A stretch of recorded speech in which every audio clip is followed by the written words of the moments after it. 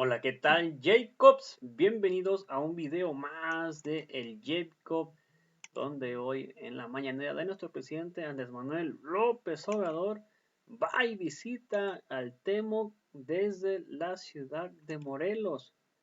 Vamos a ver de qué se trata esta mañanera y ahorita comentamos, ¿por qué no?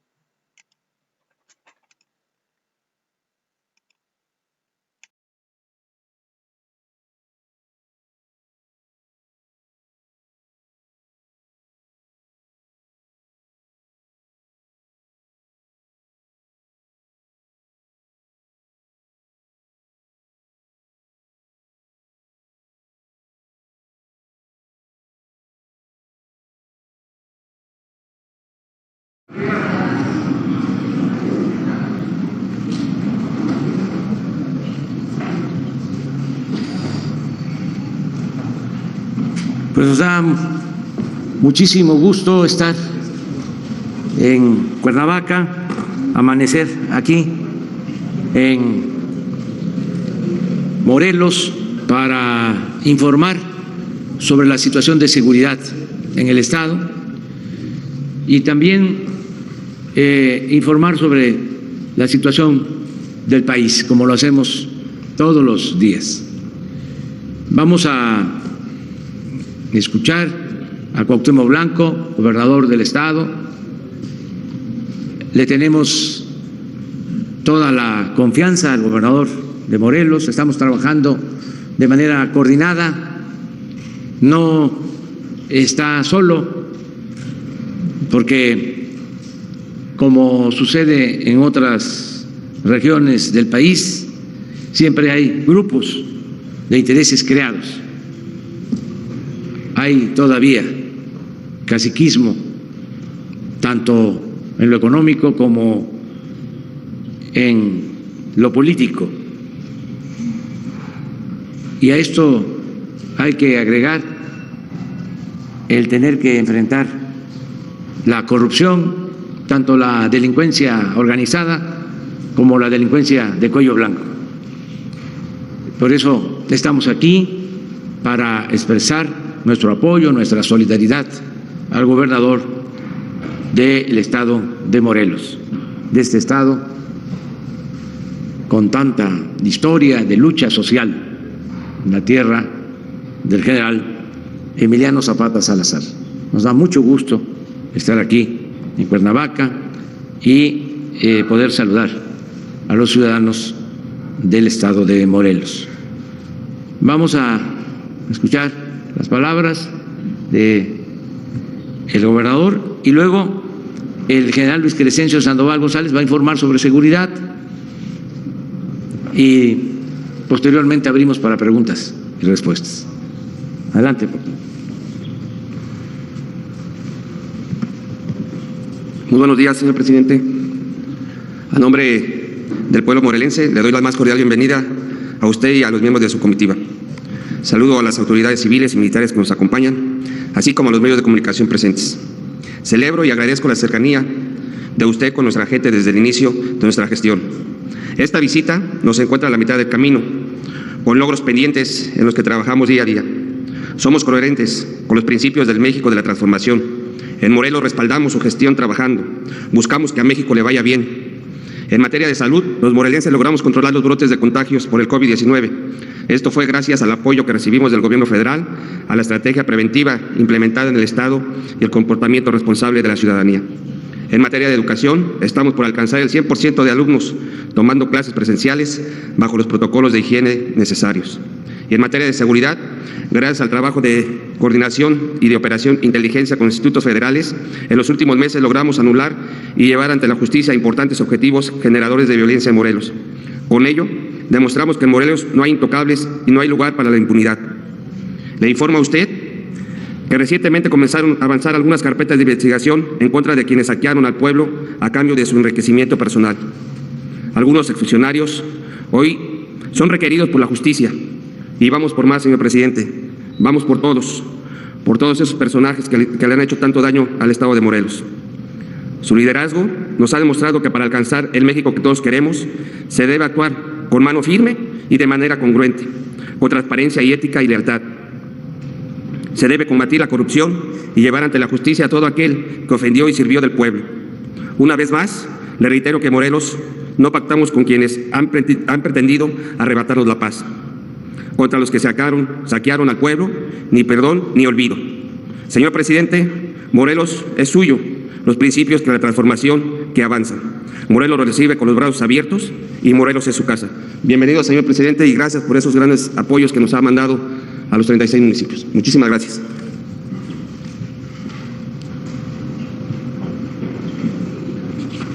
Con su permiso, señor presidente, buenos días. Vamos a informar sobre la situación de seguridad pública aquí en el estado de Morelos. Adelante, por favor, con la presentación. Bien, el estado cuenta con 36 municipios, 1.9 millones de habitantes y concentra en el municipio de Cuautla, Jiutepec y Cuernavaca casi el 40% de su población. Y ahí es también donde se presentan la mayor cantidad de eventos delictivos en el estado. En cuanto a incidencia delictiva, aquí la siguiente podemos observar aquí en la lámina, en secuestro tiene el primer lugar con una tendencia hacia la baja, en robo de vehículos el quinto lugar con tendencia a la alza, con la misma tendencia, y en sexto lugar los homicidios dolosos, en séptimo lugar con una tendencia a la baja está el robo en transportes, en octavo lugar el robo a casa habitación, también con la misma tendencia hacia la baja, extorsión en décimo lugar, tendencia a la baja. En delitos de impacto tiene en 13 lugar con una tendencia hacia la alza, y en trata de personas el 23 lugar. Es un delito que se mantiene con números muy reducidos. Ahorita los vamos a ver en cada uno de ellos. Adelante. Secuestro. ¿La que sigue, por favor? En secuestro, de conformidad a la información del Secretariado Ejecutivo del Sistema Nacional de Seguridad Pública, tomamos el dato de febrero, que es la última información que tiene consolidado el sistema. En secuestros tiene 4 eventos que se presentaron en este mes de febrero. Su tendencia aquí la podemos ver en el acumulado, cómo va del 19 hasta el 22, cómo va hacia la baja, aquí también en la gráfica. Aunque tiene el primer lugar, aquí vemos los números. En el 20 tuvo 57, en el 21 22 únicamente. Ahí se ve el trabajo de todas las fuerzas de seguridad, la coordinación que hay entre todos para poder atender este delito, y en lo que lleva de este año únicamente 5 eventos. El robo de vehículos tiene 214 eventos registrados en febrero, su tendencia es hacia la baja y tiene un quinto lugar a nivel nacional. Aquí también vemos en el acumulado cómo se observa esa tendencia hacia la alza. Homicidios dolosos, 67 en el mes de febrero, sexto lugar a nivel nacional y también con una tendencia hacia la alza. El robo en transportes, 9 delitos de esta naturaleza en el mes de febrero, séptimo lugar a nivel nacional. También vemos aquí la tendencia que va hacia la baja de este delito. Robo a casa habitación, 127 en febrero, en el año lleva 257, tiene un octavo lugar, pero su tendencia también se identifica hacia la baja. Extorsión, 10 eventos delictivos de esta naturaleza en febrero, su tendencia es hacia la baja y ocupa el 10º lugar a nivel nacional. En trata de personas solamente tuvo un evento en febrero. Aquí vemos el acumulado, lo que mencionaba es un delito que no se presenta, no tiene números muy altos, 1 en el 20, 3 en el 21 y ahorita en el 22 lleva 1, tiene el 23 lugar a nivel nacional. El total de delitos de impacto tiene el 13 lugar a nivel nacional con 1.303 en febrero y haciendo un total en este año de 2.579 eventos delictivos. En cuanto a homicidios dolosos por entidad federativa, en lo que va de la administración y hasta el mes de febrero, que se tiene los datos, tiene un 13º lugar con 2.959 homicidios dolosos, prácticamente está en la media nacional, la media es de 2.907. En homicidios dolosos por cada 100.000 habitantes tiene un 6º lugar, la media es 79 y el estado tiene 150 homicidios dolosos.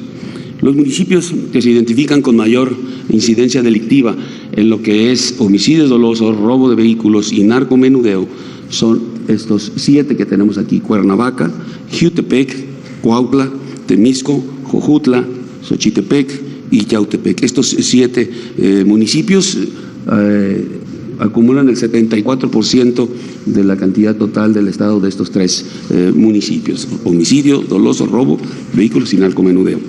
En cuanto a homicidios vinculados a delincuencia organizada, aquí observamos en la lámina una reducción a partir a finales del mes del año pasado, donde se tomaron algunas acciones importantes por parte del gobierno federal, que fue la revisión de la estrategia de los 50 municipios, el reforzamiento también de la estrategia, dándole prioridad a 9 estados que se identificaron con mayor número de este tipo de homicidios, también en unas evaluaciones de la misma estrategia, la creación de la Fuerza de Tarea México, en la que está integrada por 2,000 hombres entre Ejército, Fuerza Aérea y Guardia Nacional, y también las fuerzas de tarea locales, en las que son aproximadamente 350 a 500 hombres, que en cada una de las regiones militares en las que está dividido el país se cuenta con una de ellas y sirve para apoyar en las diferentes áreas, los diferentes estados donde se estén identificando que hay algún incremento en estos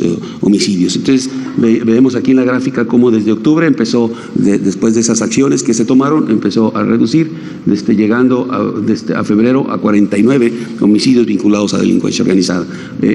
En este mes, en marzo, tenemos un número de 51, donde sí se está viendo un incremento, y donde esto nos sirve para tomar las acciones dentro del Estado que nos lleven a reducir este número y no dejarlo crecer. Tenemos un 16.1% de reducción.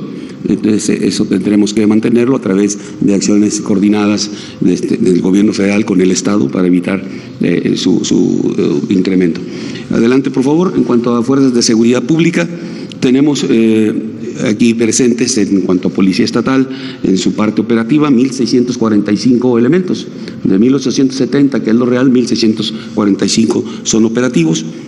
En la parte municipal, de 2,721, 2,509 operativos, para hacer un total de personal operativo de 4,154. Si tomamos en consideración lo que se maneja en los parámetros que tiene la ONU, pues tenemos un déficit de 22% de fuerzas de seguridad aquí en el Estado.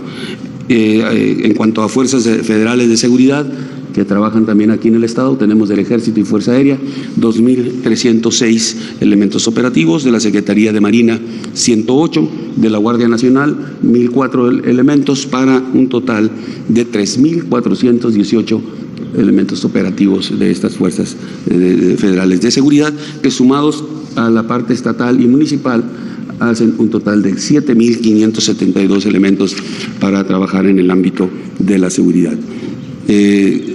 El Estado cuenta con 5 coordinaciones regionales, su coordinación estatal desde aquí en Cuernavaca, coordinación estatal de la Guardia Nacional, 5 coordinaciones que están ubicadas en Cuautla, Yautepec, Cuernavaca, Jiutepec y Jojutla. Ahí en esta división nos sirve para precisamente las coordinaciones que se hacen entre las fuerzas federales, las fuerzas del Estado y las fuerzas municipales para atender la seguridad de los ciudadanos. En cuanto a compañías de la Guardia Nacional, se han construido en el 21 2 instalaciones en Jojutla y Yautepec.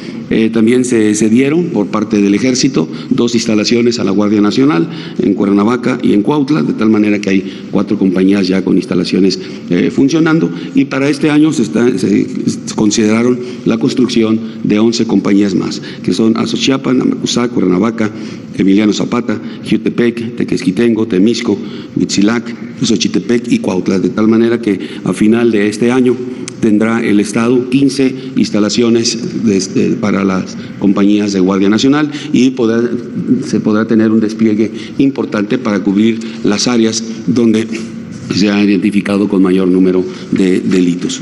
En cuanto a asignación de recursos federales y estatales en materia de seguridad pública, el Estado cuenta con el Fondo de Aportación para la Seguridad Pública, un total de 291.5 millones de pesos, y el Fortamun, que es el fortalecimiento de municipios y demarcaciones territoriales, con un total de 1,455.5 millones de pesos.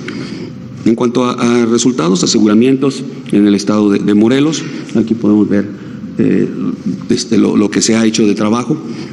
Mencionaré los más importantes: cocaína 390 kilogramos, 1.374 detenidos por diferentes delitos, 1.261 vehículos asegurados, 2 aeronaves, 353 armas de fuego, 9 granadas. Adelante, por favor. En cuanto a búsqueda y rescate, se han activado 44 elementos para atender 3 eventos y se asistieron a 7 personas. El plan en DN3 y plan Guardia Nacional que se ha estado aplicando aquí en el Estado, se han beneficiado 255 personas. Principalmente se han atendido incendios forestales, lluvias severas, incendios urbanos, accidentes aéreos, amenazas de bomba, deslaves.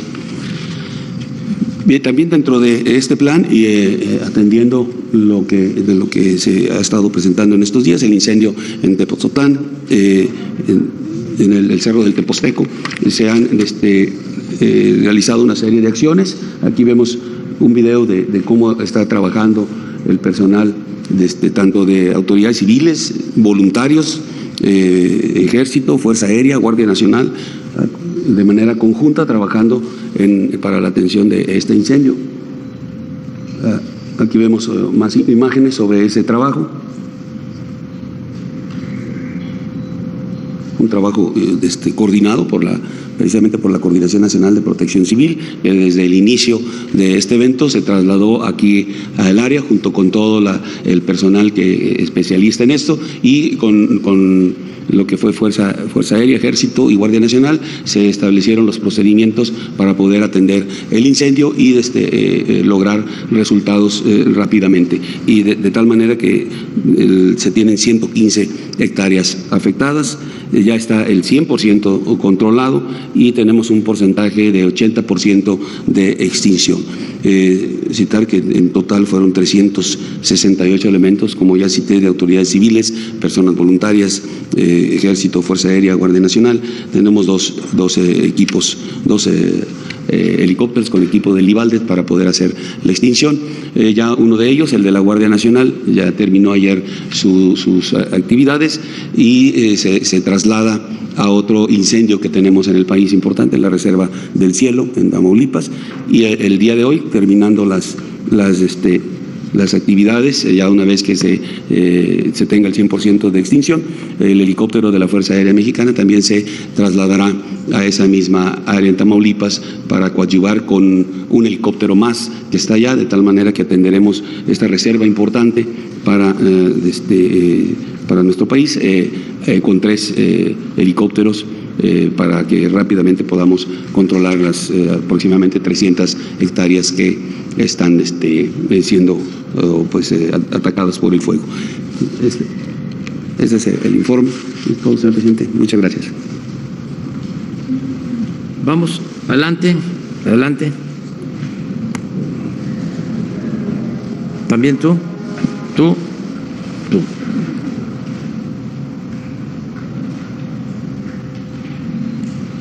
Buenos días, presidente. Denise Mendoza, de Canal 11. Pues ayer el embajador de Estados Unidos, Ken Salazar, mencionó que esta reforma eléctrica que propone está bien, pero que se deben respetar los contratos y los acuerdos que se tienen con empresas extranjeras. ¿Qué opina sobre esto? Bueno, que se está ya iniciando el debate, vamos a decir, final, en la Cámara de Diputados para poner a consideración de los legisladores la reforma constitucional. Creo yo que es necesaria esta reforma a la Constitución para fortalecer a la Comisión Federal de Electricidad, porque anteriormente, durante el periodo neoliberal, se buscó debilitar, destruir, aunque suene fuerte, a la Comisión Federal de Electricidad. Todo esto para privatizar la industria eléctrica y darle el negocio de la venta de la energía eléctrica a las empresas, tanto nacionales como extranjeras, fundamentalmente a las empresas extranjeras. Eso fue lo que se empezó desde el gobierno de Salinas de Gortari. Antes de Salinas, solo la Comisión Federal de Electricidad podía transmitir la energía eléctrica, distribuirla, ponerla al mercado. Con Salinas de Gortari, reformando una ley secundaria, ni siquiera la Constitución, empezaron a otorgar permisos para la generación de energía eléctrica a empresas extranjeras. Y esto fue creciendo porque era el tiempo de las privatizaciones, hasta la última reforma energética, en donde prácticamente le entregaron todo el mercado a las empresas particulares. Y se redujo la presencia de la Comisión Federal de Electricidad. Se llegó al extremo de que una de estas empresas, Iberdrola, y las empresas españolas de electricidad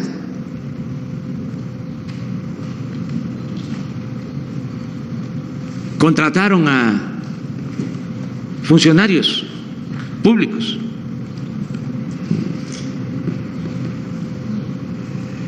El expresidente Calderón terminó como consejero de una empresa eléctrica española. Una vez que terminó como presidente, lo contrataron y dominaban toda la industria eléctrica. Todo esto en contra del interés público, porque aumentaban y aumentaban el precio de la luz.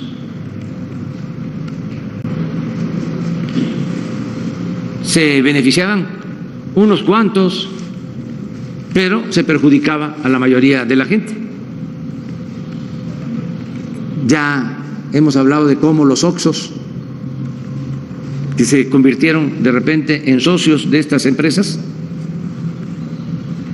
recibían subsidios al grado de que paga menos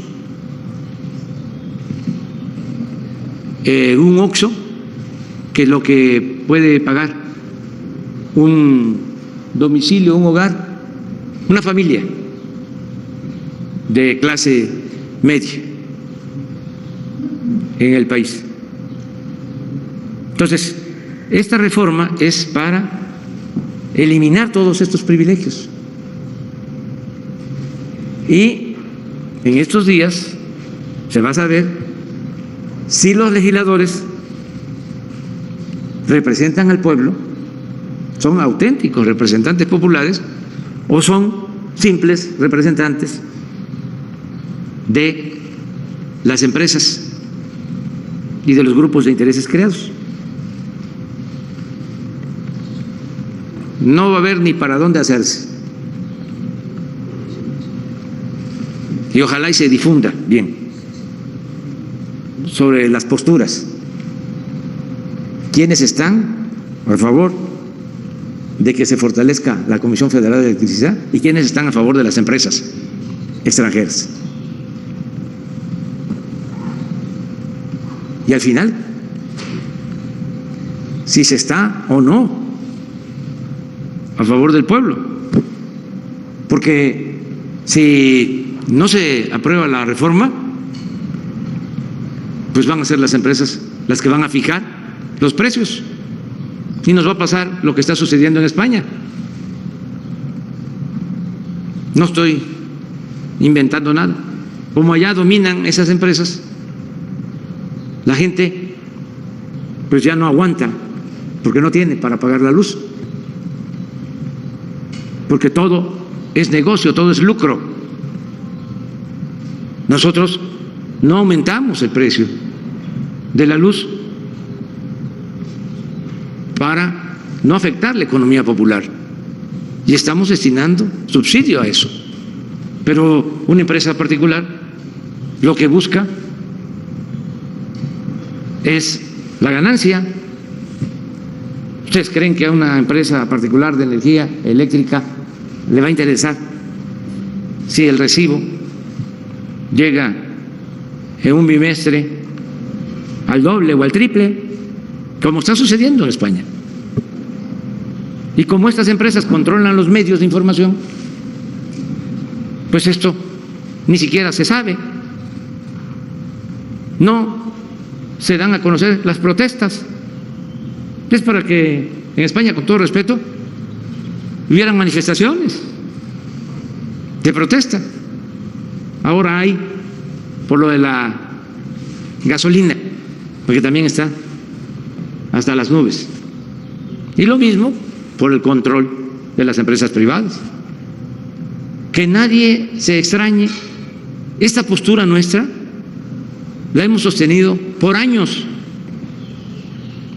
Siempre hemos estado en contra de las privatizaciones. Y no engañamos. En la campaña planteamos que íbamos a atender este asunto. Y la gente votó por eso,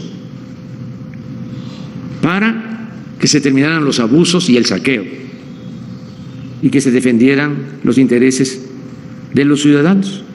Entonces, acerca de tu pregunta, pues yo respeto mucho al embajador de Estados Unidos en México, respeto su opinión, pero nosotros tenemos una postura que vamos a defender y los legisladores son los que van a decidir. ¿Cuáles contratos serían modificados? Eso va a resolverse una vez que se apruebe.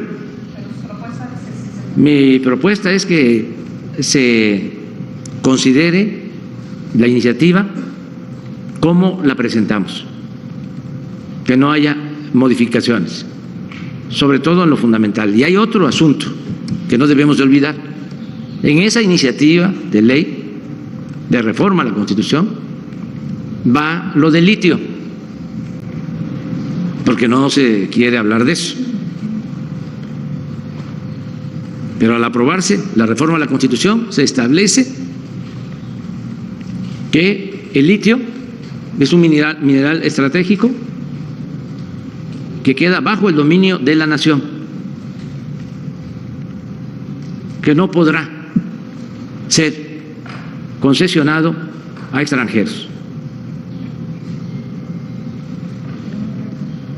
Eso es lo que se contempla en la reforma constitucional. De modo que en estos días, porque tengo entendido que ya empezaron, ¿no?, con el proceso, y ya en estos días se va a votar en la Cámara de Diputados y luego va a pasar a la Cámara de Senadores al aprobarse en la Cámara de Diputados. Presidente, ¿y qué le diría a estas empresas extranjeras? También te molesto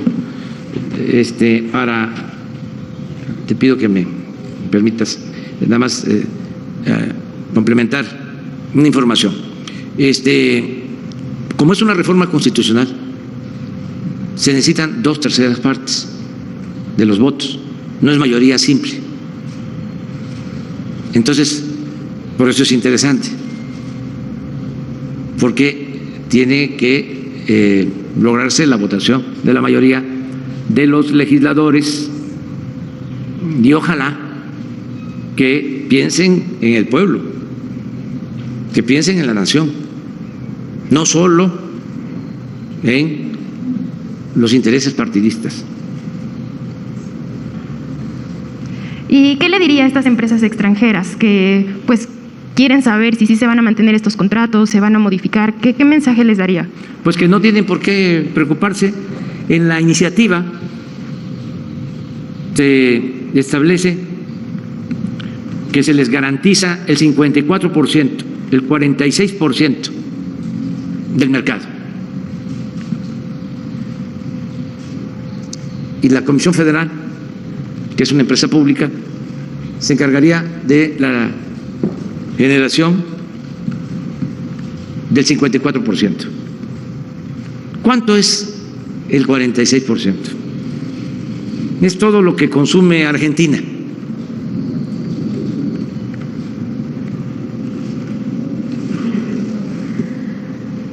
Eso estaría destinado al sector privado, a los particulares.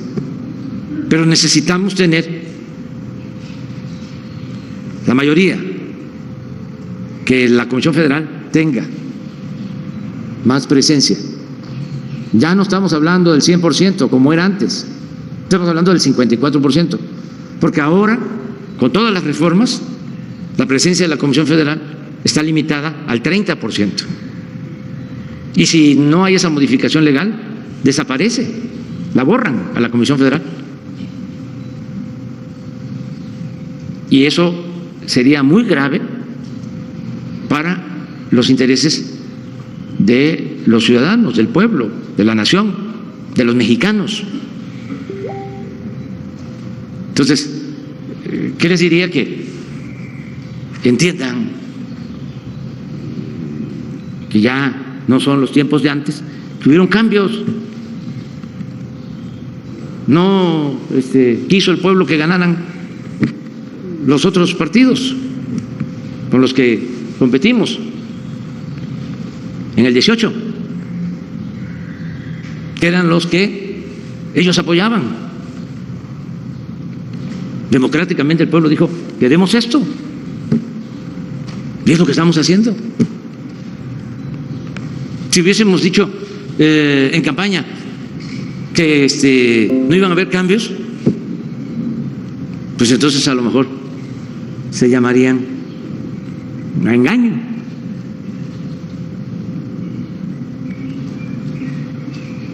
Es que imagínense de las barbaridades que hicieron, de los actos de prepotencia de las empresas particulares extranjeras que se sentían los dueños de México, pensaban que México era tierra de conquista.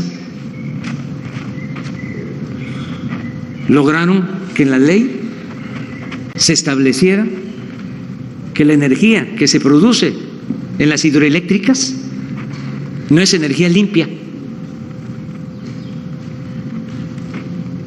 Así como están escuchando. La energía que se produce con el agua no es energía limpia.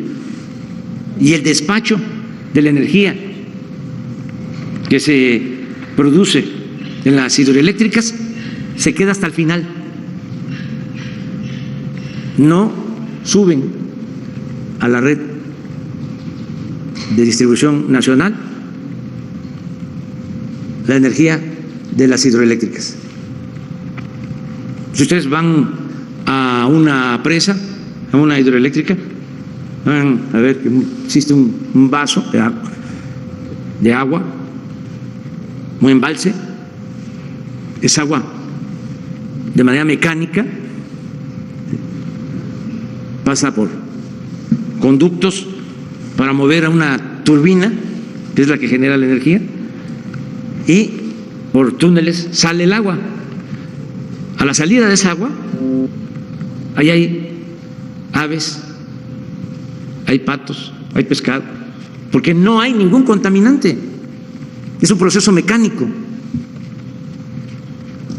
Es una energía limpia, pero además barata. ¿Y qué hicieron estos corruptos? Pues toda la inversión pública que se ha hecho durante muchos años, todas las presas, las pararon. Están subutilizadas. Si una presa tiene 6 turbinas, ponen a trabajar una para no competirle a las empresas particulares. Imagínense cuánta inversión pública subutilizada, cuánta infraestructura subutilizada porque así está la ley, porque no pueden subir la energía de las hidroeléctricas, entre otros absurdos.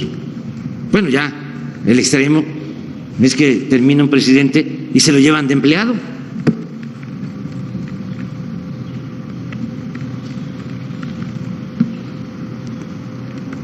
Lo que hicieron con Zedillo, igual, privatizó los ferrocarriles, los entregó a 2 empresas extranjeras, más de 20,000 kilómetros de vías férreas, acabaron con los trenes de pasajeros, nada más dejaron los trenes de carga. Y Zedillo les entrega los ferrocarriles nacionales y se lo llevan. Termina Zedillo y se lo llevan a trabajar de consejero a una de esas empresas. Una ofensa al pueblo de México. Pues eso mismo hicieron las empresas eléctricas españolas con Felipe Calderón. Entonces ya no queremos eso, que se vayan a robar más lejos. Si se aprueba la reforma como está, usted ha propuesto que se acaben, por ejemplo, los contratos de autoabasto. Sí. ¿Esos contratos tendrían que ser renegociados a partir de la reforma? Sí, y se puede llegar a acuerdos. A partir de la reforma, se llega a acuerdos, nadie va a salir perjudicado. La gente se va a beneficiar. O sea, los contratos, La mayoría de la gente. ¿se acabarían los contratos como están ahora? Sí, sí, porque son leoninos. Que no puede ser que estas empresas, por influyentismo, tengan subsidio. El subsidio mayor se le da a estas empresas, dinero de todos los mexicanos. Además, va a ser interesante observar cómo van a votar los diputados, porque el que fundó la Comisión Federal de Electricidad fue el general Lázaro Cárdenas, pero el que nacionalizó la industria eléctrica fue el presidente Adolfo López Mateos. ¿Y saben por qué lo hizo? Porque, como sucede con el Internet, imagínense, en aquel tiempo las empresas particulares solo electrificaban las ciudades, no los pueblos, porque no era negocio. ¿En dónde hay Internet ahora?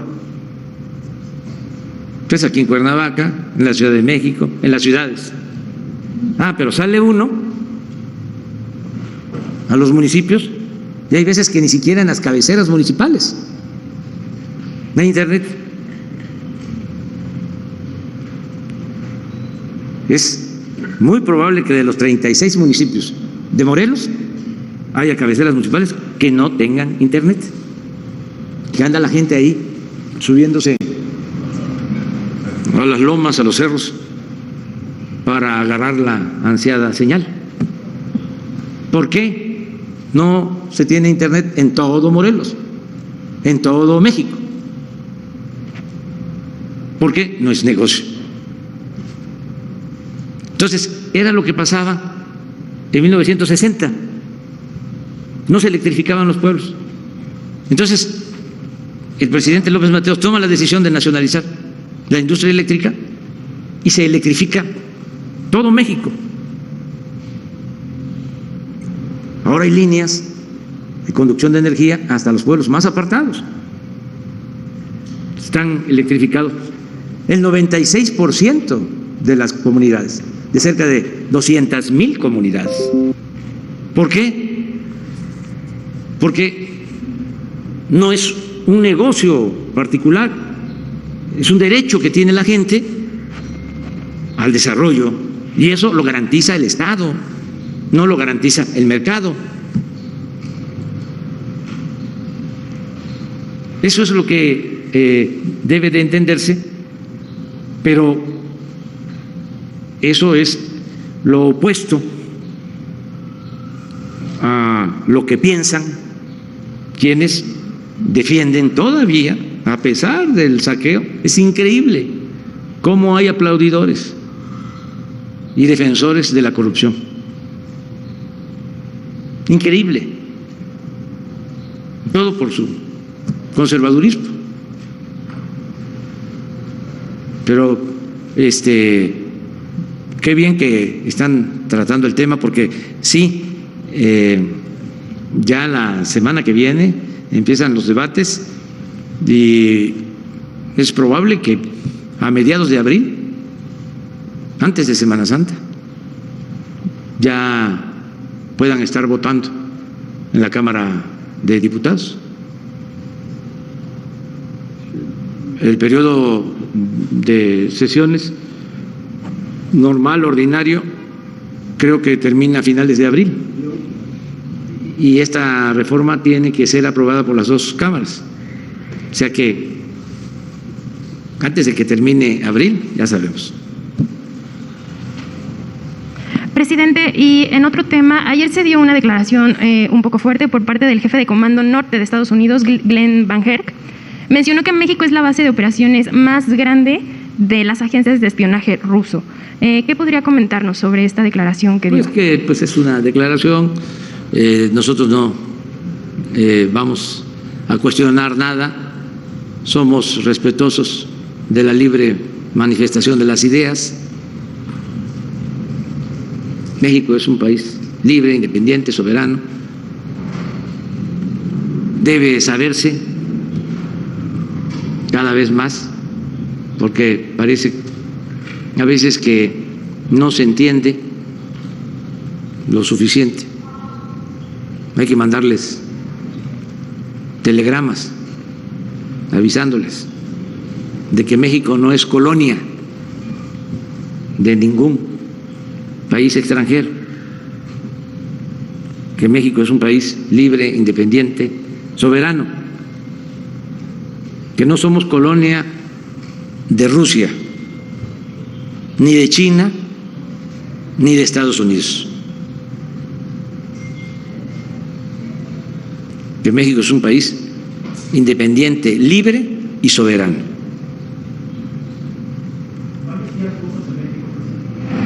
No sé, no tenemos información sobre eso. Y si no impedimos a nadie, a ningún extranjero que quiera llevar a cabo actividades legales en el país, que lo pueda hacer. Los que son delincuentes, cometen delitos, se les detiene. No se permite ni a mexicanos ni a extranjeros cometer delitos en nuestro país. Y que se entienda también de que nosotros tenemos como política la no intervención. Que recuerden lo que decía el presidente Juárez: entre los individuos como entre las naciones, el respeto al derecho ajeno es la paz. Así de sencillo. Nosotros no vamos a Moscú a espiar a nadie, ni vamos a Pekín a espiar qué están haciendo en China, ni vamos a Washington, ni siquiera a Los Ángeles. No nos metemos en eso. ¿Quién sigue?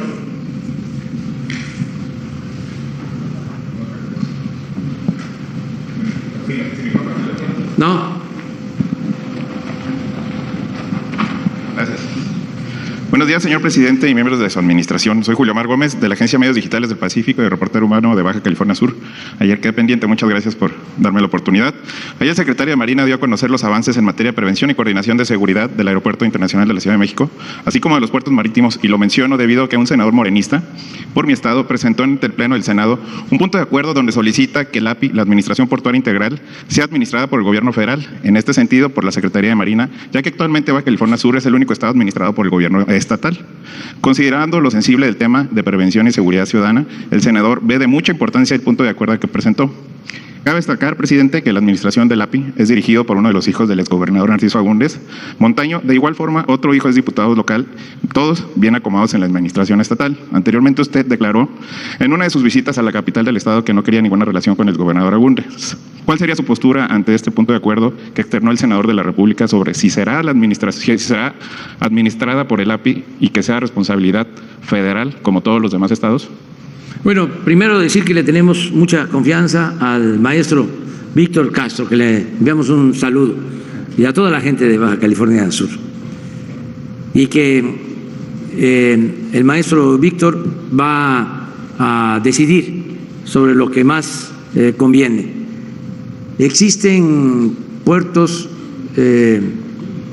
más que nada muelles, patios de maniobra, de contenedores, manejados por los gobiernos estatales. La mayor parte de los puertos de las administraciones portuarias están controlados, manejados por el gobierno federal, y ahora se tomó la decisión que los puertos estén en manos de la Secretaría de Marina. Lo mismo las aduanas marítimas como las aduanas terrestres, las aduanas marinas a cargo de la Secretaría de Marina y las aduanas terrestres a cargo de la Secretaría de la Defensa. Entonces, si esta aduana, si este puerto está en manos del Estado, pues va a ser el gobernador el que va a decidir. Pero yo creo que el almirante nos podría informar sobre esto. Gracias, para tener más elementos. Con permiso, señor presidente. En efecto, hay en muchos estados donde las administraciones portuarias aún pertenecen a los estados. Y bueno, de una u otra manera, ya depende de cada gobernador, si, como en el caso del de Baja California, pues si ellos quieren que las administraciones portuarias pasen a control del gobierno federal a través de la Secretaría de Marina, bueno, pues es cuestión de ellos. Nosotros no estamos tratando de quitarles esas facultades que ellos tienen. Tenemos muchos estados así, el estado de Quintana Roo, hay también las administraciones portuarias pertenecen al estado, en Baja California, ¿en qué otro lugar te podría decir? ¿En qué otro estado? En Tabasco, en varios estados, hay muchos, ¿no? Pero depende de cada gobernador. Y referente al punto de acuerdo del Senado, ¿no será considerado? Bueno, no nos han invitado a ver ese punto de acuerdo, pero para eso existe ahí un diputado, bueno, tiene que pasar por senadores y luego por diputados, ¿no? Y hay un diputado que es el que está coordinando de esto, el diputado por parte de la Comisión de Marina, y ahí podría pasar. No sabremos, hasta ahorita no sabíamos esto, ¿no? Pero pues ya no depende de nosotros, ¿no? Bueno, pero no se cierra la posibilidad entonces. Pues puede existir esa posibilidad. Muy bien, muchas gracias, secretario de Marina. Como siguiente pregunta, como bien lo mencionó ayer, señor presidente, en conferencia de prensa, que su gobierno se preocupa por el medio ambiente. Presidente, en mi estado puso en marcha 3 fuentes de alternativas de producción de energía eléctrica, una planta de energía solar, una eólica y otra de gas natural. Estas generadoras de electricidad alternativas son mucho más ecológicas y más económicas que los combustibles fósiles, sobre todo ahorita que subieron de precio, ¿no? Sin embargo, aquí se ha mantenido. Esto con la intención de generar energía eléctrica en mi estado. Mi pregunta es saber cuándo mis paisanos subcalifornianos podrán esperar ver reflejado en sus recibos de luz una tarifa más económica, debido a que la producción es mucho más económica y más sensible para la salud de los ciudadanos y el medio ambiente. Aprovecho el tema energético para comentarle que una asociación de empresas gaseras tiene la intención de colaborar con el gobierno federal y de invertir 10,000 millones de pesos para infraestructura subterránea. Y bueno, esto es que ellos simplemente se están solicitando una ventanilla única para ingresar la propuesta y ver factibilidades, y lo cual pues se le podría hacer llegar a la licenciada Leticia Ramírez para que ella conduzca por dónde se puede hacer y ver la factibilidad de esto. Y ya la pregunta que le había comentado, señor presidente. Sí, con Leticia Ramírez. Nosotros en Baja California Sur estamos ampliando la capacidad de generación de energía eléctrica. Ahí había el problema de apagones, sobre todo en esta temporada de primavera, de verano, de mayor consumo, de mayor demanda de energía eléctrica. Pero se ampliaron las plantas de generación en La Paz, y vamos a seguir garantizando el que no falte la energía eléctrica, y está autorizada una termoeléctrica para Baja California Sur. Es un compromiso que tenemos. Creo, hoy mismo podemos informarte de que ya se licitó la construcción de esta termo. De todas formas, vamos a darte a conocer de toda esta información, y los que solicitan permisos que puedan, si tú tienes los elementos, tienes la información, con Leticia Ramírez para ayudar en todo. Muchas gracias, presidente. Por respeto, ¿a quién le cedo el micrófono? ¿Quién sigue? ¿Quién sigue? Allá, mira. Ay, de este lado. Perdón, allá está. Perdón, ya dirigí. Buenos días, presidente. Itzel Galván, de Cable Noticias y Zona Centro Noticias. Quisiera preguntar a usted, presidente, el tema del aeropuerto, después de la inauguración de Felipe Ángeles, si hay algún proyecto para el aeropuerto aquí en Morelos, porque ha estado prácticamente inoperante el aeropuerto durante muchísimos años, si se está previendo algo. Y también, bueno, la siguiente pregunta es el tema de feminicidios. No figuró el tema, el delito en la presentación. Si puede el Gabinete de Seguridad platicarnos cuál es el panorama, y al secretario de Gobernación, si es que se estaría considerando ampliar la alerta de violencia de género a más municipios aquí en Morelos, precisamente por esto de los feminicidios. Gracias. Bueno, acerca de la primera pregunta, el gobernador nos está planteando lo de la rehabilitación del aeropuerto. Hoy vamos a hacer un recorrido por algunos puntos del estado. Vamos a ir al puente ese fantasma, ese que construyeron, y que pues se terminó el puente, pero no lleva a ninguna parte. Son de esas obras que se hicieron con propósitos de otro tipo, o tenían un plan general, ¿no?, de desarrollo, y en el plan se contemplaba el puente, pero también otras obras. Esto es lamentablemente muy común, o era muy común. Entonces, no hicieron los fraccionamientos, no hubo desarrollos, pero hicieron el puente. Allá en Tabasco también recuerdo que se tenía planeado desde la época del ingeniero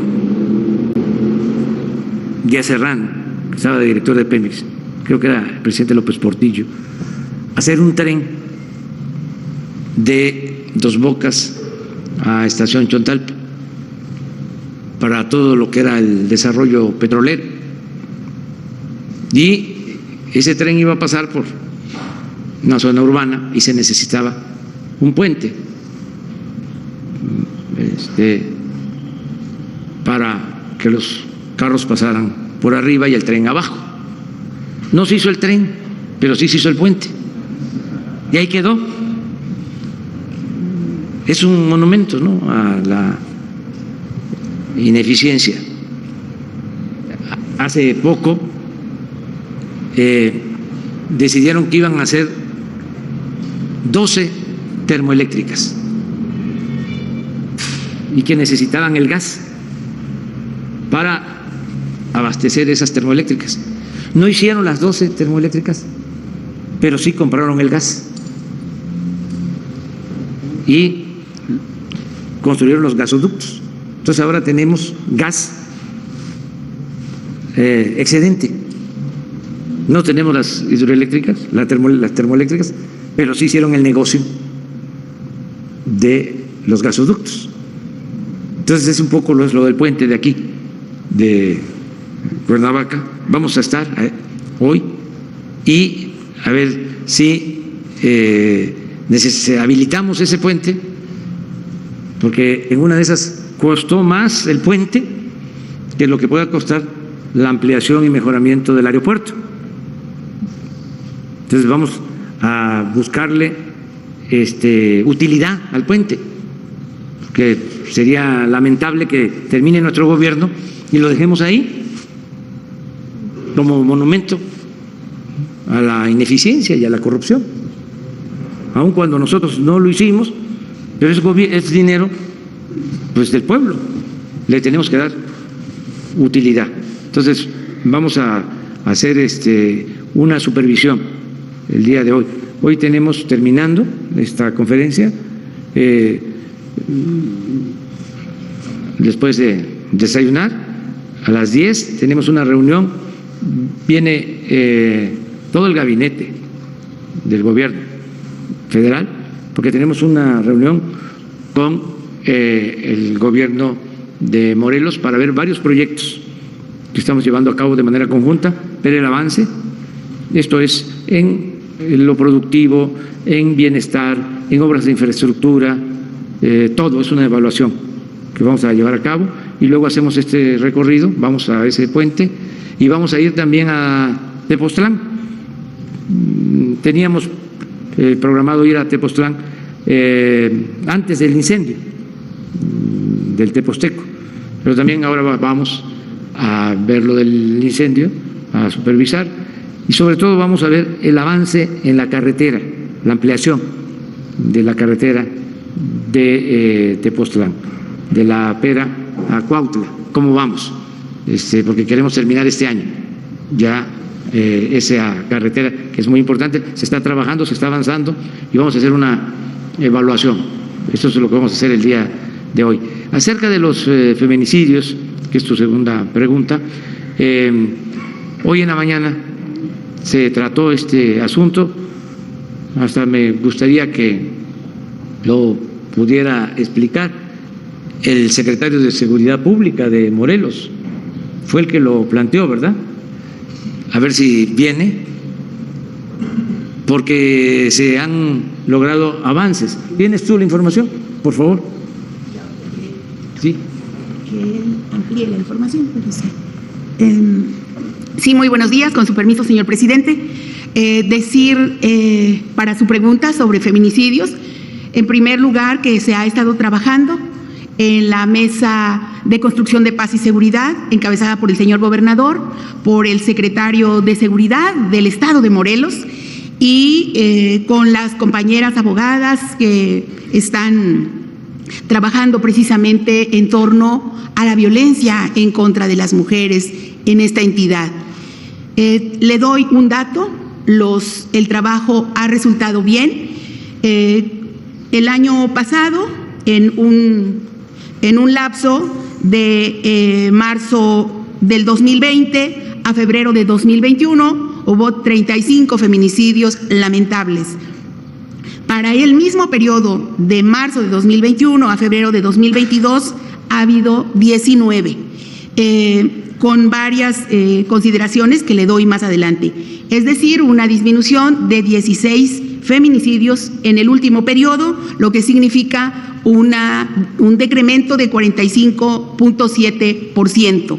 Es decir, que las acciones que se están realizando aquí en la entidad están dando resultados. Aún quedan algunos feminicidios por resolver, pero en la mayoría de los casos ha habido responsables. Decirle que, por ejemplo, en este año hubo 3 feminicidios en enero, en febrero no hubo ninguno, pero que en el caso de los 3 hay algunos resultados y algunos responsables detenidos. Entonces, seguiremos trabajando en conjunto con el gobierno del Estado, con las autoridades, para erradicar de una vez por todas en el Estado la violencia en contra de las mujeres.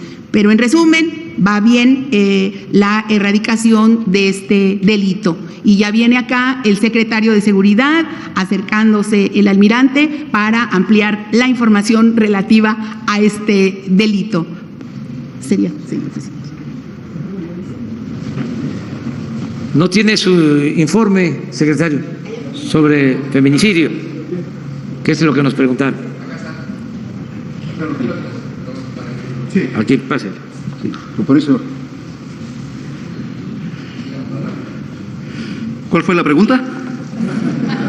Sobre el avance. El panorama que se tiene de feminicidios aquí en la entidad, los casos. Con respecto al 2020, para el 2021 tuvimos una disminución de 12 feminicidios.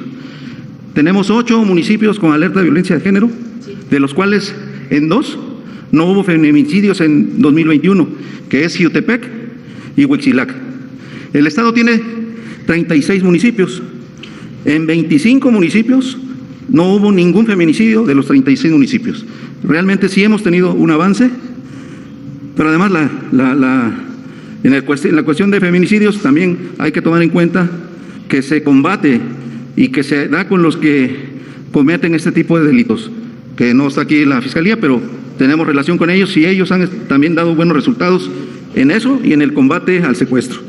De los secuestros igual, tenemos la Fiscalía tiene una efectividad del 96%, se recuperan las personas secuestradas. Entonces hemos ido avanzando poco a poco, falta mucho por hacer, tenemos que sacar a Morelos de ese lugar que por la regla de los 100,000 habitantes nos pone siempre en desventaja con estados que tienen mucha más población que nosotros.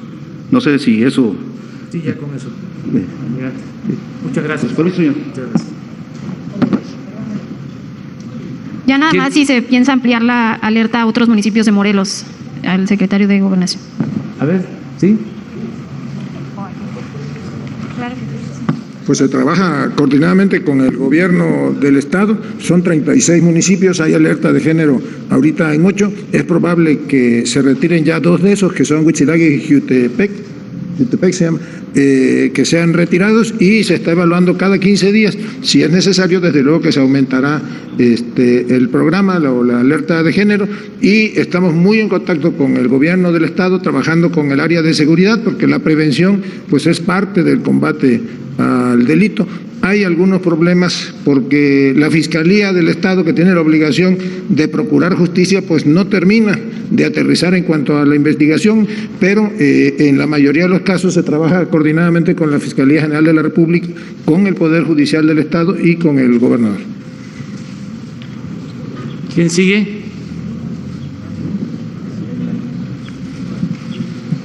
Gracias, presidente. Me gustaría tocar un tema que abordaba el día de ayer, tanto en la conferencia mañanera como en su evento de la noche, esta especie de madruguete que hizo de avisar el aumento de las tasas de interés por parte del Banco de México. Me gustaría saber quién le informó por parte del Banco de México, a usted o a su gobierno, esa decisión que se tomó un día anterior.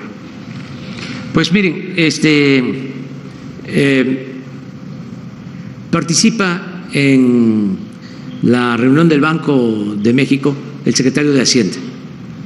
Entonces, él me informó de que se había tomado la decisión por unanimidad de aumentar la tasa de interés de 6 a 6.5%. Entonces, me mandó la tarjeta, esto por la tarde-noche de antier. Pensé de que ya se había dado a conocer y en la mañana salió el tema y yo di a conocer que ya había aumentado la tasa de 6 a 6.5, pero todavía formalmente no se anunciaba. Entonces yo me adelanté a informar. Ayer que estuvimos en la convención bancaria le ofrecí disculpa a la gobernadora del Banco de México y ellos entendieron de que fue pues un error de mi parte. Dicen en política de que la forma es fondo, y es cierto, pero también es cierto que el fondo es forma y es convicción. Lo más importante de todo es que de verdad, no solo respetando las formas, se respete la autonomía del Banco de México. Y eso, pues nosotros lo estamos haciendo, respetando la autonomía del Banco de México, no haciéndole a la simulación de siempre, heredada del porfiriato, que la Constitución, las leyes se respetaban en la forma para violarse en el fondo. Entonces nosotros somos respetuosos de lo que decida el Banco de México. ¿No considera que se violentó la ley al habérsele notificado esta decisión debido a que precisamente la ley establece que deben de ser confidenciales los asuntos que se traten ahí? Sí, la ley del Banco de México, pero pues la Secretaría de Hacienda forma parte de el Consejo del Banco de México y me informaron y yo di a conocer este resultado. Los tecnócratas corruptos hicieron un escándalo y desde luego tu periódico, ¿no? Pues, no tú, ¿sí? Además tú sí te respetamos mucho y tienes todo el derecho, ¿no?, a preguntar, pero pues todo lo que hacemos es cuestionado, ¿no? Son delitos gravísimos. Cuando saqueaban al país, nadie decía nada. Yo ofrecí disculpas por esta situación, porque en realidad no sabía de que no se había anunciado, ¿sí? Y salió el tema y di a conocer de que a pesar de que crecía la tasa, porque salió el tema de la inflación, ¿por qué aumentan la tasa? Porque es una de las maneras de enfrentar la inflación, aunque yo sostengo que hay otras formas. Por ejemplo, la más importante es aumentar la producción, que haya más oferta, siempre. Ahora la inflación tiene que ver con problemas en la producción en el mundo, por la pandemia y también por la guerra en Ucrania. Por eso se fue el precio del petróleo crudo a las nubes y eso implica aumento en el precio de los combustibles y eso va aparejado con la inflación. Entonces nosotros estamos tomando medidas para que no aumente el precio de las gasolinas, sobre eso hablamos ayer. No van a aumentar los precios de las gasolinas, los precios del diésel, los precios del gas, de la luz. Eso ayuda, ya demostramos que tenemos menos inflación que en Estados Unidos, porque en Estados Unidos cuesta más cara la gasolina que en México. Además que esto está difícil que lo reconozcan los conservadores de tu periódico. Pero para enfrentar la inflación, los técnicos financieros, pues lo que hacen es aumentar las tasas de interés para que de esa manera pues se detenga, se frene el otorgamiento de créditos y se enfríe la economía, baje el crecimiento, haya menos circulante, menos dinero, y de esta manera bajar los precios. Es una fórmula, lo aplican en todos lados. En Estados Unidos llevaban, creo que desde el 2015, no aumentaban la tasa de interés, y hace una semana la aumentaron 0.25 y van a seguir aumentando seguramente la tasa. Entonces, aquí cuando nosotros llegamos al gobierno la tasa estaba en 8 y la bajamos hasta 4 y ahora ha ido subiendo, y a partir de hoy entra en vigor ya la nueva tasa, que es 6.5%. Eso fue lo que sucedió, y ya quedó aclarado. ¿No se puso en entredicho la autonomía del Banco de México al haberse adelantado? No, porque no somos nosotros Salinas, ni Cedillo, ni Fox, ni Calderón. No somos iguales. ¿Qué voy a andar yo metiéndome a ver los asuntos del Banco de México? Cada quien tiene que atender sus asuntos. ¿No se meten en esos temas? No, para nada, en lo absoluto. Y tengo 3 principios: no mentir, no robar y no traicionar, que cumplo, porque no soy hipócrita. Entonces, cuando digo no me meto, no me meto. Si yo me metiera, imagínense, no tendría autoridad moral. Entonces sí, el Reforma, el New York Times, el Washington Post, el Wall Street Journal, el Financial Times, El Proceso, Carmen Aristegui, Lore de Mola, etcétera, etcétera, Chumel. Presidente, y si me permite dos temas rápidamente. Por un lado, este asunto que hablaba de los contratos asociados a la posible reforma eléctrica. Si se tiene medido cuánto costaría modificar estos contratos. Se habla de miles de millones de dólares por empresas que recurran a arbitrajes internacionales. Eso por un lado. Y si me permite, de otro tema, el caso de Huitzilac. Estos jóvenes que desaparecieron hace unos días, que los sacaron de un domicilio aquí. 2 cuerpos aparecieron en la Ciudad de México. Y se habla de la posible colusión de guardias nacionales y de policías capitalinos. ¿Qué se tiene de este tema si se está investigando precisamente la posible participación de elementos de la Guardia? Sí, acerca de las pérdidas millonarias es lo mismo, ¿no? Es lo que sostienen los que mantienen privilegios ahora porque reciben subsidio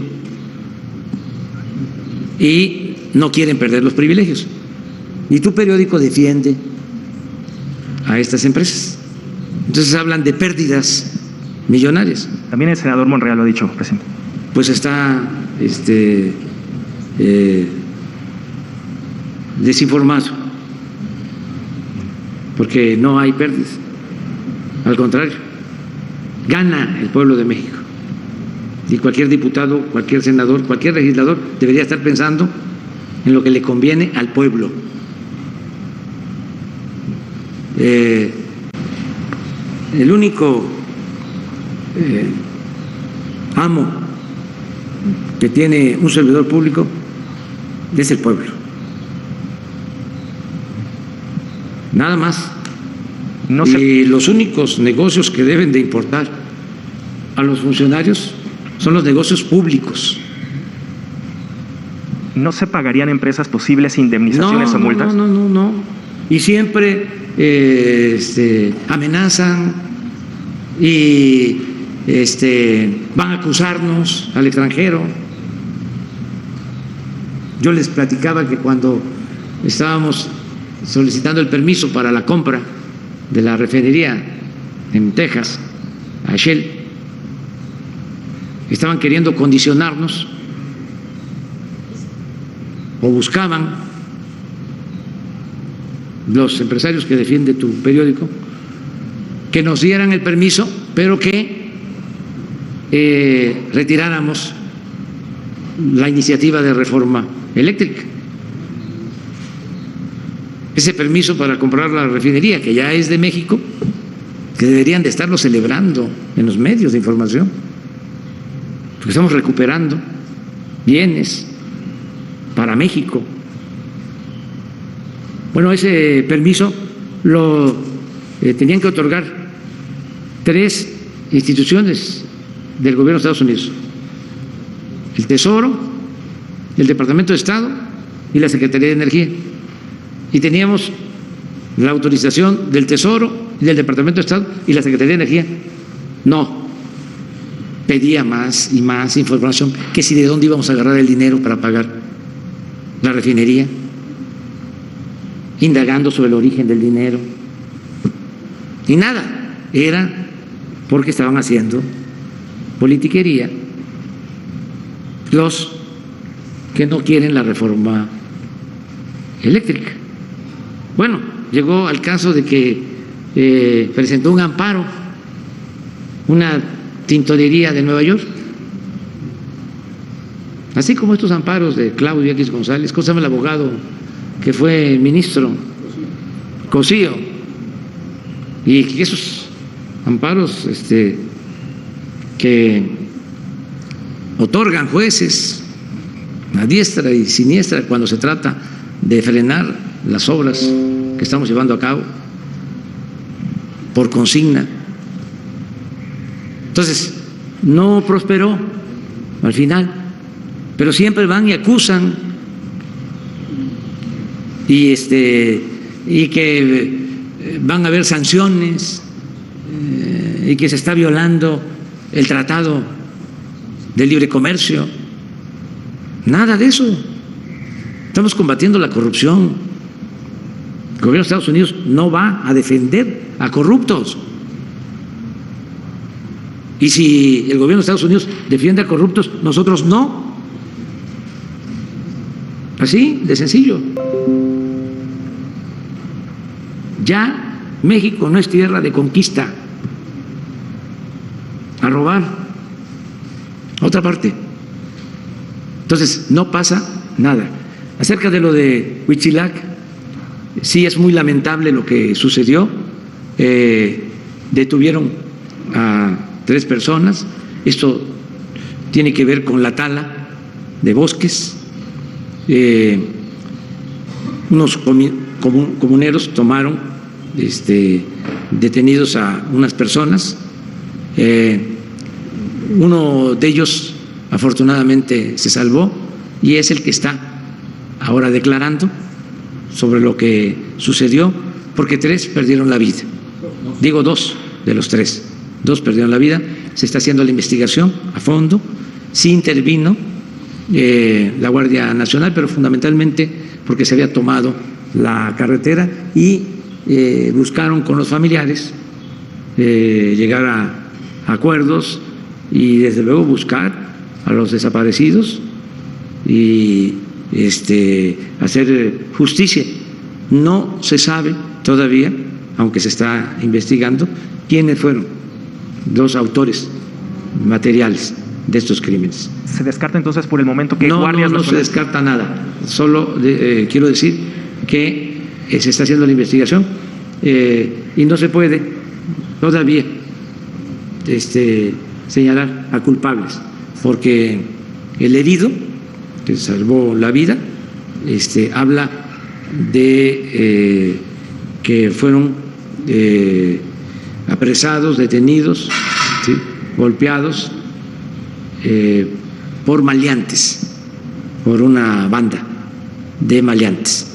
Entonces, esa es la versión inicial, la declaración inicial, pero la Fiscalía de la Ciudad de México está haciendo la investigación a fondo y se va a informar sobre los responsables y se va a castigar a los responsables. Solo para que quede claro, sí se investiga a elementos de la Guardia Nacional. A todos, está abierta la investigación y no hay impunidad, 0 impunidad.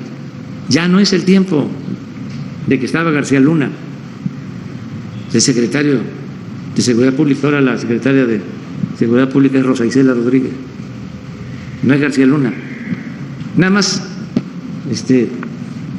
imaginando a García Luna, ¿no?, y poniendo a Rosa Isela, a los dos, se demuestra la diferencia, ¿o no?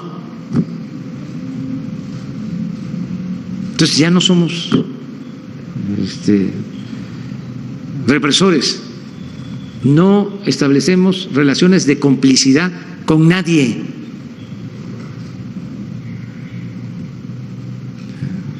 No tengo yo como mi brazo derecho, mucho menos a la izquierda.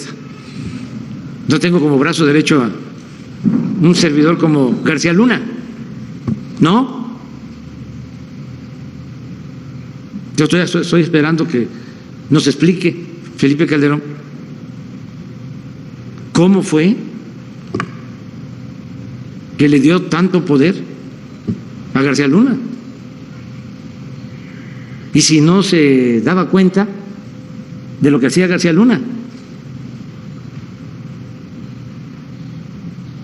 Creo que merecemos los mexicanos una explicación, independientemente del juicio que se lleva en Estados Unidos. Y me llama mucho la atención, me quedo sorprendido, anonadado, diría mi maestro Santa María, de que sobre este asunto no se habla. Silencio. Silencio. Imagínense lo que significa de que el encargado de la seguridad pública estaba vinculado con la delincuencia organizada, estaba al servicio de la delincuencia organizada y era el hombre de confianza del presidente.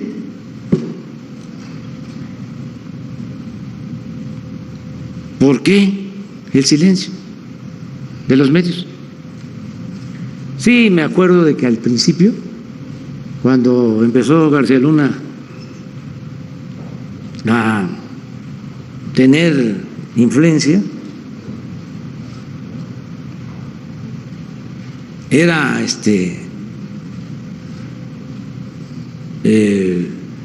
muy afamado, le quemaban incienso los periodistas famosos, no todos, los llevaba a un búnker que tenía con cámaras, y ahí iban, creo que fue Ciro Gómez Leiva, Marín, y salían de ahí,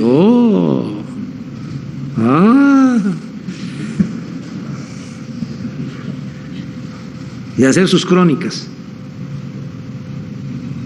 ¿Cómo me gustaría rescatar esas crónicas ahora? Porque tampoco han ofrecido disculpas.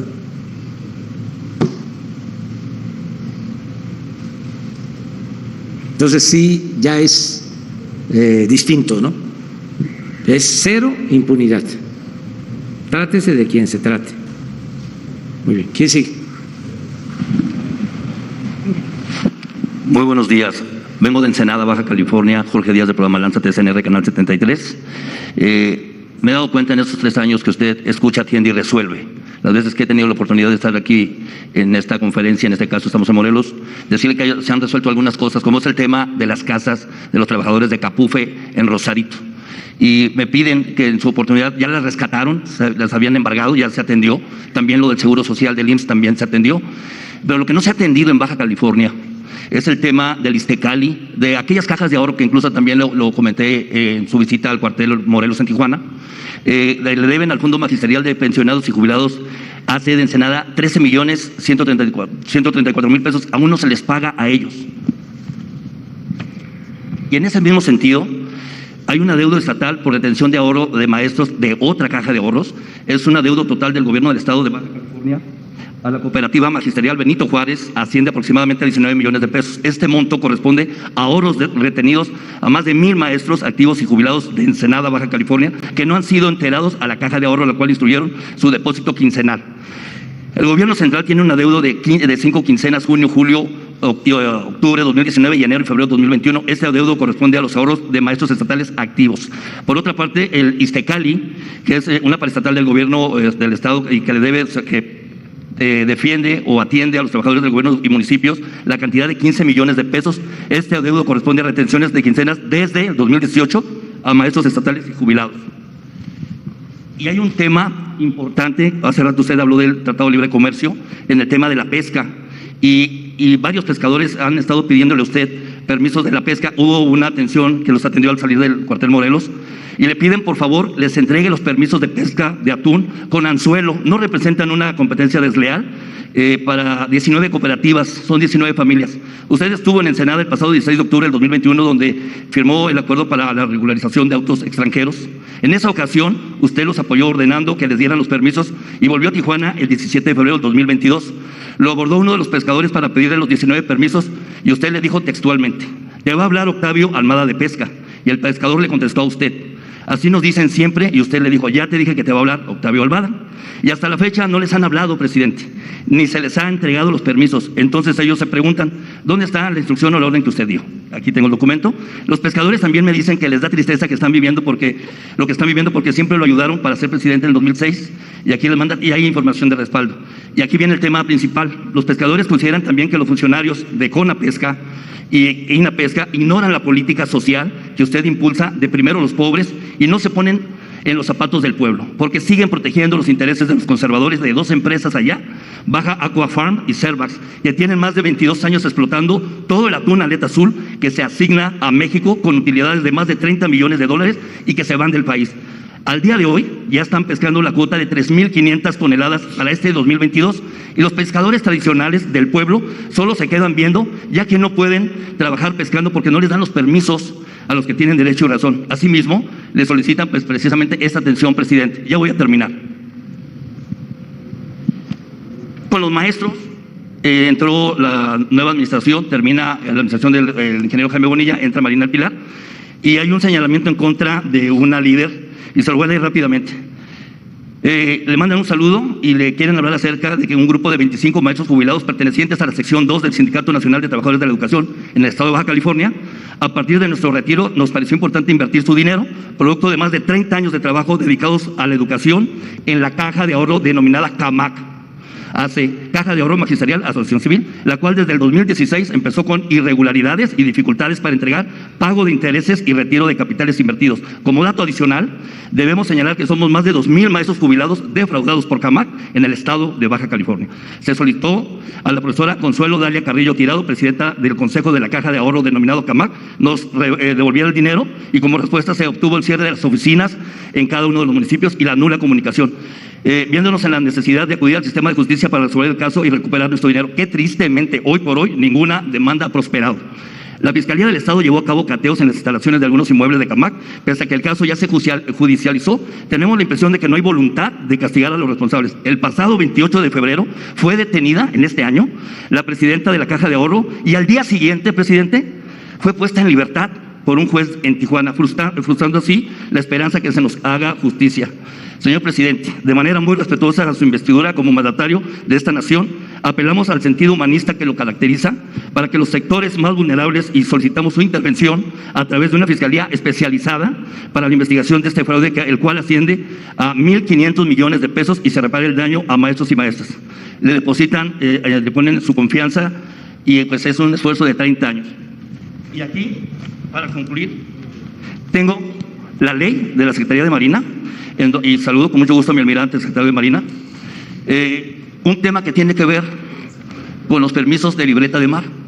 Está en la ley y hay un párrafo aquí que dice que debe cumplir con los requisitos, y dice así en el párrafo 4, la renovación de las categorías de libretas de mar tipo A requiere acreditar haber desempeñado actividades a bordo de una embarcación o artefacto naval con la categoría que ostenta por lo menos un año durante los últimos 5, presentando la constancia del tiempo de embarque correspondiente certificada por el capitán del puerto. Y aquí viene el tema, o la presentación de la constancia.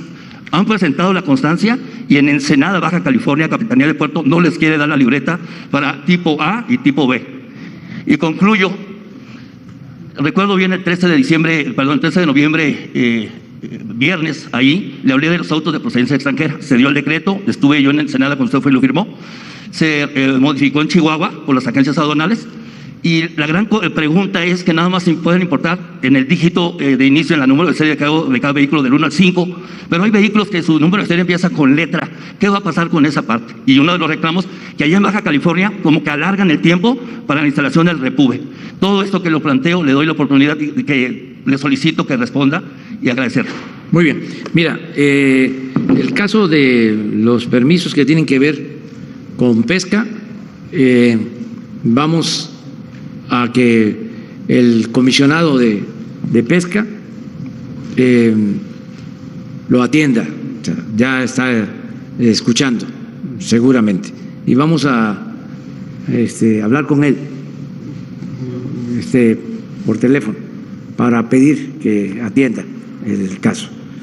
Lo relacionado con Marina, pues aprovechando, ¿sí?, que está aquí el almirante, él puede ponerse de acuerdo, ¿no? Terminando ahora contigo.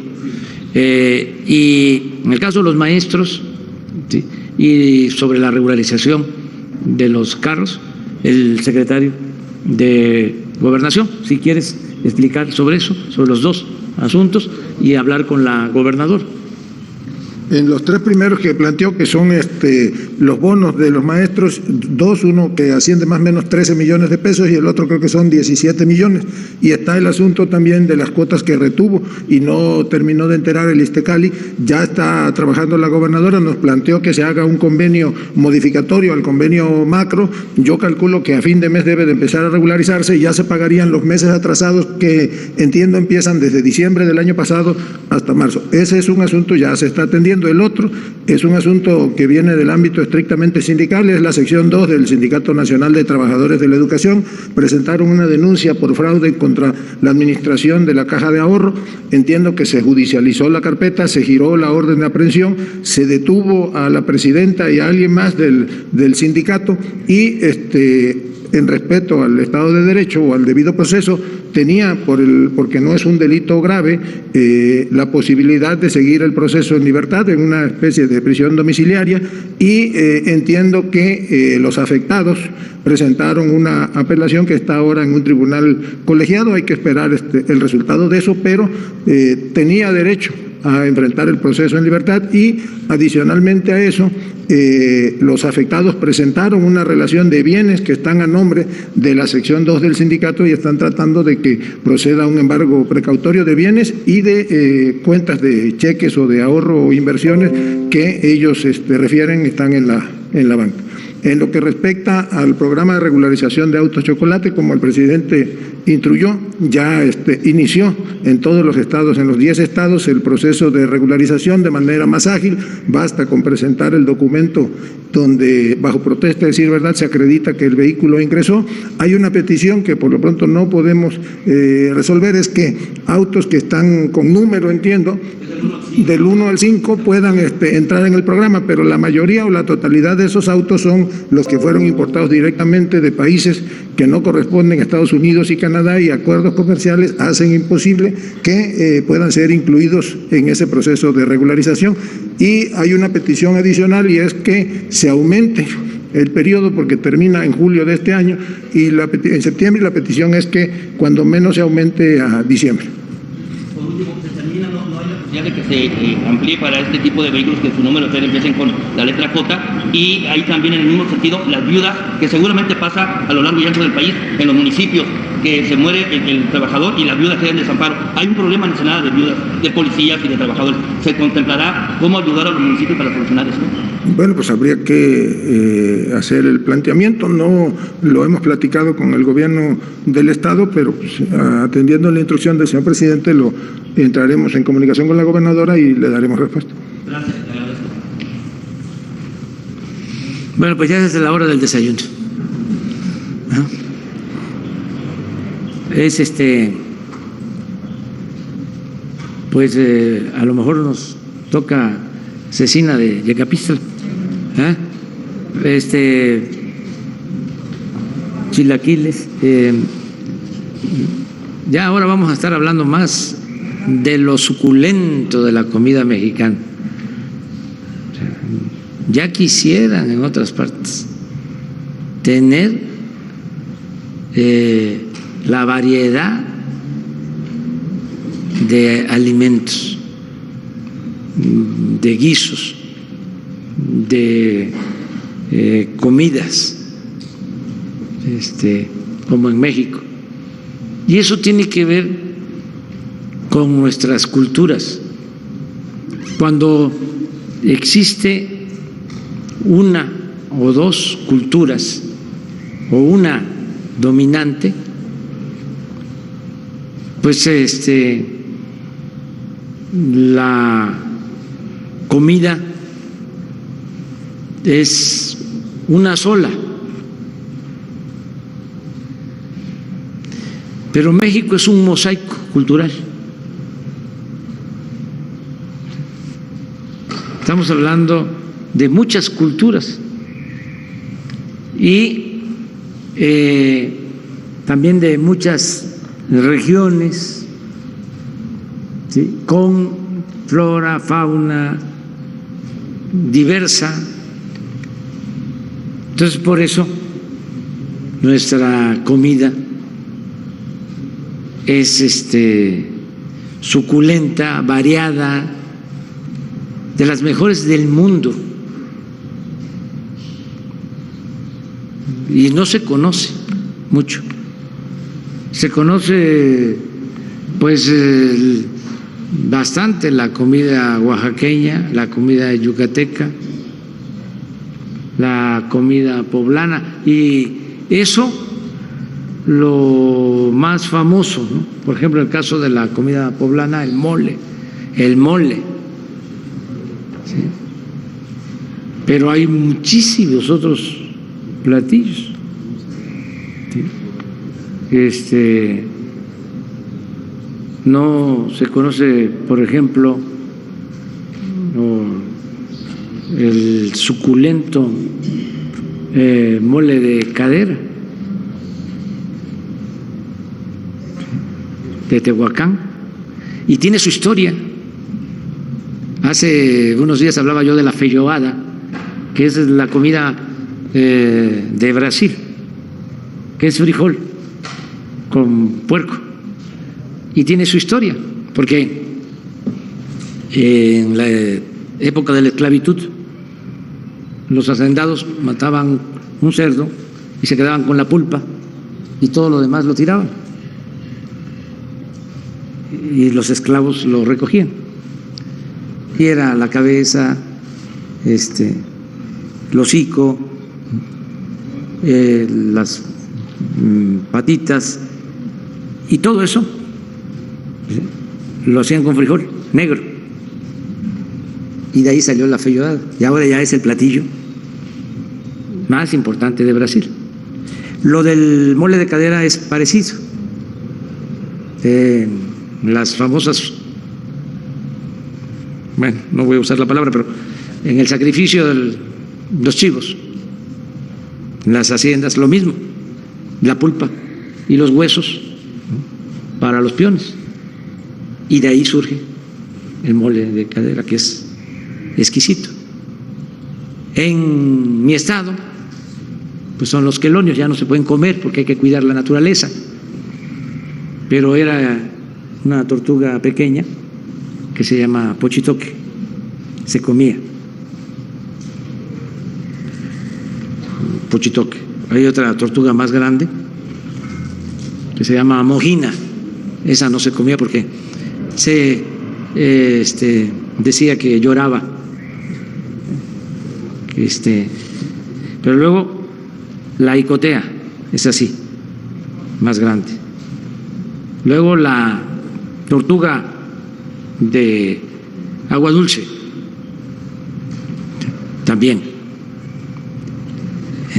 en sangre, es el platillo de antes. sobre todo en Semana Santa, ahora que viene la Semana Santa, era todo lo que se comía. El guau, que era un quelonio, es un quelonio como de la prehistoria. Luego hay otro todavía que se llama chiquihuau. Imagínense cuánta variedad. Y en el pescado lo mismo. Y fue pasando que los que tenían más posibilidades económicas, pues en Semana Santa, pues comían, o no precisamente Semana Santa, sino siempre, pues el robalo, ¿no? La mojarra, pero la nativa, que ya casi no hay. Hay una mojarra que es exquisita, extraordinaria, suculenta, que se llama tenguayaca. Ya casi no hay. Se consigue solo en la presa de Malpaso, porque necesita un agua especial con oxígeno también especial del agua. Había otra que ya tampoco hay, que se llamaba Castarrica, otra paleta. Todas esas mojarras eran nativas. Entonces empezó de repente a proliferar la tilapia, que son especies traídas de África. Y ahora la mojarra que más se consume pues es tilapia y carpa. Cuando va uno a un restaurante y dicen hay filete de pescado, ahí les recomiendo que pregunten de qué pescado es, porque lo que predomina es basa, que es tilapia, se trae de China. ¿Y cómo se produce esa mojarra? Pues como los pollos, con alimento, y muchas veces ese alimento lleva hormonas. Entonces hay que procurar comer lo más natural posible. ¿Qué fue sucediendo con el paso del tiempo en Tabasco? El peje lagarto era comida de pobres, pero al paso del tiempo se volvió muy famoso y ahora es un platillo exquisito, el peje lagarto asado. Y a mí me llaman peje, pero no soy lagarto, que es también otra cosa, distinto. Y que desayunen bien. Y aquí, pues la carne, la cecina, es de lo mejor que hay. La cecina de Yecapistla, en toda esta región. Y así hay muchos otros platillos. Hay que venir a Morelos, además. Imagínense lo que es un recorrido por los pueblos de Morelos, por los pueblos de Zapata, ir a donde nació Emiliano Zapata, a Nenecuilco, y que les cuenten la historia de por qué tomó la decisión de iniciar el movimiento revolucionario, de cómo los hacendados de la hacienda El Hospital invadían cada vez más las tierras del pueblo de Anenecuilco. Y el gobernador de Morelos, pues era un empleado de los hacendados. Y los de Anenecuilco acudían al gobernador y llevaban escritos, porque ellos eran los dueños de la tierra, y les invadían, porque estaba el auge de la caña en el Porfiriato. Y se producía azúcar en los ingenios de Morelos. Mandaban los escritos. Una vez llegó un escrito al gobernador y el gobernador se lo envió a Escandón, que era el dueño de la hacienda del Hospital. Y Escandón le escribió al gobernador: dígale a los de Anenecuilco que si quieren sembrar, que lo hagan en maceta. Así la prepotencia. Todo esto lo cuento porque pues hay muchos porfiristas todavía, conservadores, insensatos, que todavía sostienen que estábamos muy bien con Porfirio Díaz, que era un buen gobierno el de Porfirio Díaz. Entonces, los ancianos de Anenecuilco se reunieron y dijeron: ya no podemos, necesitamos sangre nueva para seguir defendiendo nuestras tierras. Y ahí en esa asamblea eligieron a Emiliano Zapata como representante del pueblo para la defensa de las tierras.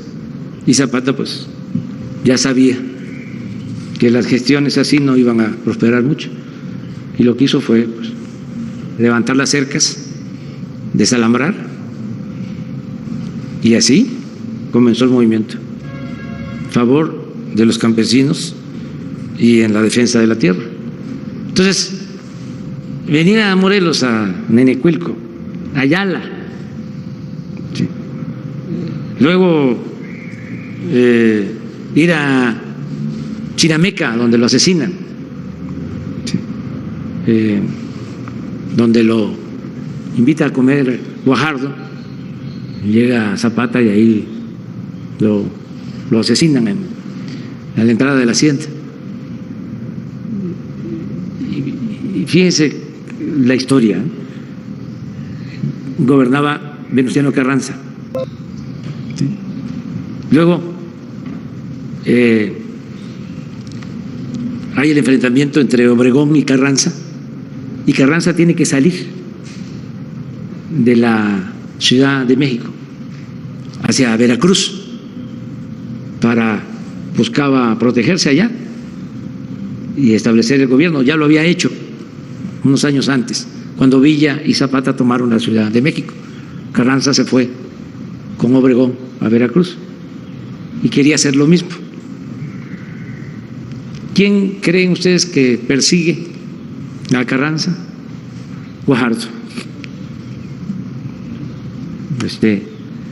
Es el que va a quererlo aprender. Y sí, es fuerte la rebelión militar y detienen los trenes, destruyen las vías. Ya tiene que el presidente Carranza irse a caballo hacia la sierra, y en Tlaxcalaltongo, en Puebla, ahí lo asesinan al presidente Carranza. Pero bueno, esa es nuestra historia. Estamos en Morelos, ¿no? Este es un gran estado y un gran dirigente, Emiliano Zapata. Cuando triunfa el movimiento revolucionario encabezado por Francisco I. Madero, que era un buen hombre, un apóstol de la democracia, le llegó a decir, no con intención de cooptarlo, de comprarlo, sino para reconocerle los servicios de Zapata a la causa revolucionaria, le ofreció una hacienda, presidente Madero. La respuesta de Zapata fue: yo no fui a la revolución para hacerme hacendado, yo lo que quiero es que se le entregue la tierra a los campesinos. Era un buen dirigente. Viva Zapata. Nos vemos.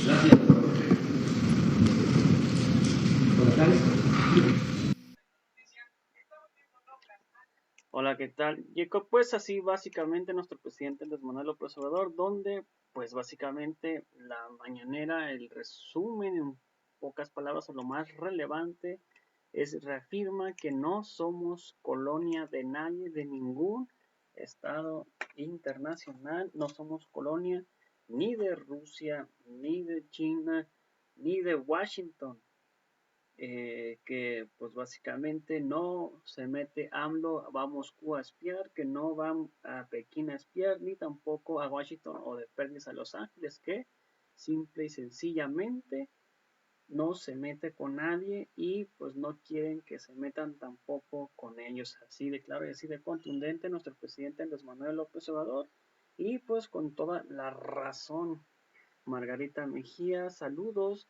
Max Albarcar, mucha verdad, señor presidente. La gas al límite de California y Arizona está a $10 el galón. Saludos cordiales desde la pradera de California. Muchos saludos de la hermosa Perla Tapatía.